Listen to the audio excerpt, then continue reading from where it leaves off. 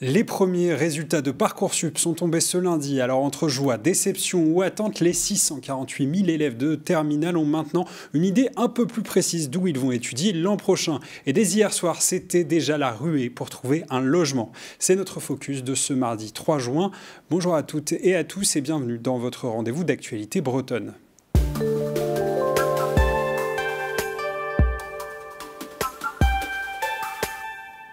Les épreuves du bac ne sont pas encore passées et pourtant, avec les premiers résultats de Parcoursup, il faut déjà se projeter et répondre à cette question où se loger pour la suite. Une mission qui peut être quand même un peu compliquée quand chaque année 2,5 millions d'étudiants cherchent un logement en France. Reportage dans le Finistère, Sarah Ayed et Jeanne Janvier. Il est tout juste 19 h, Louis fonce sur son ordinateur. Ils sont enfin là, les résultats Parcoursup. Ce lycéen au profil scientifique avait formulé des vœux pour des écoles d'ingénieurs, des prépas et des IUT. Le verdict s'affiche. Assez content de mes résultats. C'est vachement mieux que ce à quoi je m'attendais en fait. J'ai été accepté dans 2 écoles et dans 2 IUT. Et je suis assez bien classé pour 2 prépas, dont la prépa que je veux. Originaire de Tréflaise, Louis n'a pas le choix. Pour la suite de ses études, il faudra changer de ville et surtout trouver un logement. Pour l'instant, j'ai Vannes, Grenoble, Lannion et je crois que c'est tout. Si j'ai Brest aussi.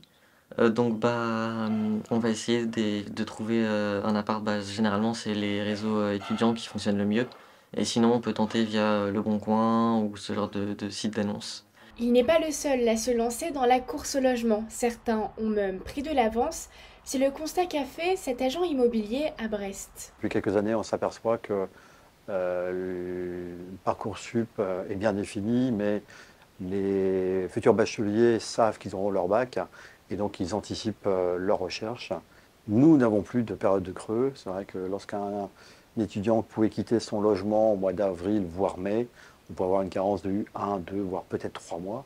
À l'heure actuelle, du fait d'une recherche accrue et anticipée, les logements sont pris début mai parfois, voire au plus tard début juin. À Brest, comme dans d'autres villes, trouver un appartement s'avère parfois être le parcours du combattant. Le marché reste tendu, la demande est forte et depuis quelques années, les loyers ne cessent d'augmenter. Et si tout le monde n'a pas eu le choix qu'il espérait hier, c'est quand même 66% des futurs étudiants qui ont reçu au moins une proposition d'admission sur la plateforme. Alors Nicolas, tu as travaillé sur le sujet. Est-ce qu'on sait un peu quelles ont été les licences les plus demandées cette année ? Oui, eh bien, ce sont les grands classiques, les licences de droit, de psychologie et le sport. Ça montre que ces formations confirment leur attractivité auprès des futurs étudiants. Plus surprenant par contre, c'est la forte demande pour les licences de mathématiques en 2025. Il y a eu 11% de postulants en plus pour ces cursus sur Parcoursup. Alors à quoi c'est dû ? Probablement aux métiers très variés et en plein essor que permettent les maths. Alors on parle ici de l'intelligence artificielle, de la data, l'informatique ou encore les sciences du climat. À noter également que les licences d'éco-gestion ont aussi le vent en poupe, avec plus de 10% de candidatures en plus en 2025. La principale explication donnée, c'est plutôt que les lycéens ne rédigent plus forcément l'éco-gestion à la seule finance. Ils voient aussi dans ces formations une opportunité pour travailler dans le commerce international, l'économie de la santé ou l'environnement. Et pour la Bretagne, est-ce qu'on connaît les formations bretonnes qui auraient été très demandées cette année ? Ouais, alors on n'a pas encore les chiffres région par région pour cette année. Mais si on regarde un peu la tendance de fond en Bretagne ces dernières années, les licences les plus plébiscitées dans la région sont à peu près les mêmes que le national, c'est-à-dire la psychologie, le droit, le sport ou l'éco-gestion, comme on vient de le dire. Donc pas de surprise donc ici. Un constat néanmoins, l'année dernière, c'était les formations d'ingénieurs et d'infirmiers qui avaient le plus la cote dans notre région hors licence, c'est-à-dire celles qui regroupaient le plus de candidats sur Parcoursup. Merci Nicolas. À noter que la phase principale d'admission durera jusqu'au 10 juillet. Voilà, et dans le reste de l'actualité, à Quimper, un drame s'est déroulé ce lundi soir. Un homme est mort poignardé. Sa compagne est suspectée du crime, a été placée en garde à vue et elle s'y trouvait toujours ce mardi soir. Elle est soupçonnée d'avoir poignardé son compagnon dans le dos vers 21 h dans un contexte de consommation de drogue et d'alcool. C'est un locataire qui a appelé les secours. À leur arrivée, la victime était allongée sur le sol dans une mare de sang. Et puis, on voulait vous parler de l'endométriose. Maintenant, cette maladie gynécologique inflammatoire et chronique qui est encore méconnue. Pour certaines femmes atteintes, l'alimentation est devenue un enjeu central. C'est le cas de Mathilde. Ce qu'elle mange peut soit provoquer des douleurs, soit les atténuer. Un reportage de Sarah Ayed. Les végétales, graines de chia, bananes et pépites de chocolat, Mathilde est prête. On va faire un pudding de chia. Atteinte d'endométriose, elle élimine un à un les aliments qui lui provoquent des douleurs. Malgré les conseils de son médecin, elle a vite compris qu'elle serait seule à chercher les aliments qui lui conviennent.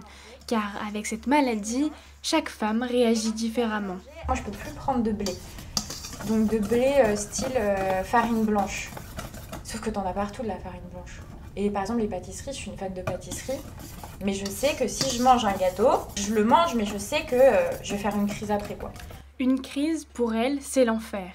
Douleur dans les jambes, en bas du dos, fatigue extrême ou encore incapacité de bouger, Mathilde doit s'adapter. Je demande à ChatGPT, souvent en gros, je lui dis voilà, pour ma semaine, un planning de repas. Donc il évite le concombre, donc concombre, poireau, la mangue, donc le pain les pâtes, je peux pas manger. Si aujourd'hui elle utilise l'intelligence artificielle, c'est bien parce qu'elle ne sait plus vers qui se tourner. Et ça s'explique. Nathalie André, journaliste et autrice du livre Endo Girls, a enquêté. L'endométriose n'est enseignée en faculté de médecine que depuis 2020. 2020, c'est hier matin. Et encore, il s'agit de seulement quelques heures d'enseignement. Ça explique en fait en grande partie la méconnaissance de beaucoup de professionnels de santé sur cette maladie-là. Pour certains gynécologues, il s'agit encore d'une maladie imaginaire. Aujourd'hui, plus d'une femme sur 10 en âge de procréer serait concernée par l'endométriose. Une donnée à relativiser car certains professionnels parlent plutôt d'une femme sur 5. À quoi ressemblera l'EHPAD du futur? À Boa, on a pu entrevoir un projet qui devrait répondre à cette question en 2030, porté par le CHU de Brest, se base en partie sur l'intelligence artificielle. Et Nora Lenôtre nous en dit plus. Donc du coup, dans chaque chambre, on a un boîtier comme ça, c'est discret, ça se voit pas, qui analyse les sons qui peuvent alerter. Il y a quelqu'un qui appelle et on sait dans quelle chambre la personne appelle. Installé dans chaque chambre, ce boîtier repère grâce à l'intelligence artificielle les bruits des résidents la nuit et envoie un message aux soignants en cas d'alerte.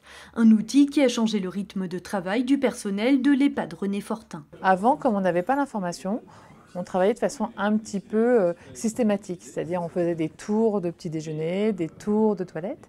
Maintenant, on a l'information de savoir si le résident est réveillé ou pas réveillé. Donc on va voir d'abord ceux qui le sont, ceux qui ont besoin de nous tout de suite. Et c'est même toute l'organisation de l'EHPAD que ce boîtier renouvelle. Terminés les longs couloirs et la mutualisation, le CHU de Brest prévoit la création en 2030 d'un véritable quartier des aînés. Immeubles, résidences et maisons vont être construits sur une surface de 22 000 m². Les résidents vivront en colocation de 7 personnes ou en studio, un nouveau mode de vie rendu possible par l'intelligence artificielle. Il faut l'imaginer un petit peu comme si on avait un service de soins à domicile centralisé à l'échelle d'un quartier et que, eh bien, à tout moment de la nuit, potentiellement, quelqu'un faisait appel à ce SIAD parce qu'il avait un besoin quelconque. Ça le sécurise complètement et ça permet d'aller toujours au bon endroit, au bon moment, par rapport aux appels et aux éléments qui sont détectés par le système apporté par Ozoai. Le quartier des aînés verra le jour en 2030. 404 résidents pourront y vivre. Les vieilles charrues ont-elles perdu en popularité alors que certains festivals affichent déjà complet, à l'image du Bout du Monde qui se déroule début août? L'événement carrésien est à la peine niveau billetterie. C'est simple, toutes les offres sont encore disponibles. Les organisateurs affirment cependant que les places pour vendredi et dimanche devraient bientôt être épuisées. Une difficulté à remplir qui s'explique par plusieurs facteurs, comme nous l'a indiqué Céline Lestrade, journaliste au Télégramme. Il y a la raison évidente du coût. Aujourd'hui, voilà, avec l'inflation, les Français rognent leurs dépenses et ce qui trinque, c'est les loisirs. Et il y a aussi beaucoup de concerts avec des prix hallucinants aujourd'hui, comme des concerts au Stade de France, qui font que finalement le budget concert il est épuisé en une seule soirée. Et on peut pas le nier, les festivaliers nous l'ont dit aussi, peut-être que les charrues c'est devenu un peu trop grand. Les gens aimeraient peut-être quelque chose à taille humaine. Alors Jérôme Tréorel, le directeur des charrues, nous expliquait aussi quelque chose de très intéressant, c'est que les nouvelles façons d'écouter de la musique ont aussi complètement bousculé les codes de la programmation. Les artistes parlent pas forcément aux festivaliers alors que les chansons, on les entend partout. C'est le cas de Damiano David le jeudi, qui était un gros pari du festival. Et selon le festival, c'est aussi à cause des coûts des artistes, des cachets. Il n'y a pas un seul artiste qui remplit à lui tout seul le festival. Voilà, ça explique aussi pourquoi le festival n'est pas complet. Voilà maintenant avec le retour sur l'eau de Johan Richomme. Le deuxième du Vendée Globe était en rade de Brest la semaine dernière à bord de son IMOCA, mais cette fois pas tout seul. Il était accompagné de Corentin Auro qui l'accompagnera sur les courses de la saison 2025. Et Nora Le Nôtre a pu embarquer avec eux. On est obligé de réadapter le plan de voilure pour essayer de le faire voler, c'est comme ça qui est fun. 5 mois après avoir passé la ligne d'arrivée du Vendée Globe, Johan Richomme est de retour à l'eau, le regard tourné vers 2025.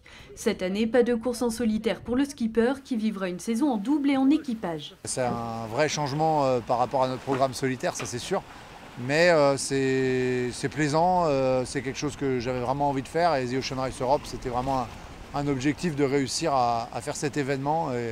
Et voilà, et donc c'était sympa de recruter du monde, gérer la cohésion, l'organisation à bord pour faire en sorte que ça soit une machine bien huilée qui fonctionne bien. Et le coéquipier de Johan Richomme cette année sera Corentin Auro. Ce skipper habitué des Figaro s'engage aujourd'hui dans la course en IMOCA, un challenge pour celui qui représentera le groupe MACSF au Vendée Globe 2028 à bord de ce bateau. Un an d'apprentissage avec toute l'équipe ici. Et puis après, ce sera à moi de jouer sur ce bateau-là tout seul quand Johan passera sur son nouveau bateau. Donc voilà, j'ouvre grand mes oreilles, j'ouvre grand les yeux et j'essaye d'engranger un maximum pour connaître le bateau au mieux. En attendant, l'équipage se prépare pour la saison qui s'annonce dense. Ils participeront à la Rolex Fastnet Race en juillet, de Ocean Race Europe en août et à la Transat Café l'Or en octobre. C'est la fin de cette édition. Belle soirée à vous.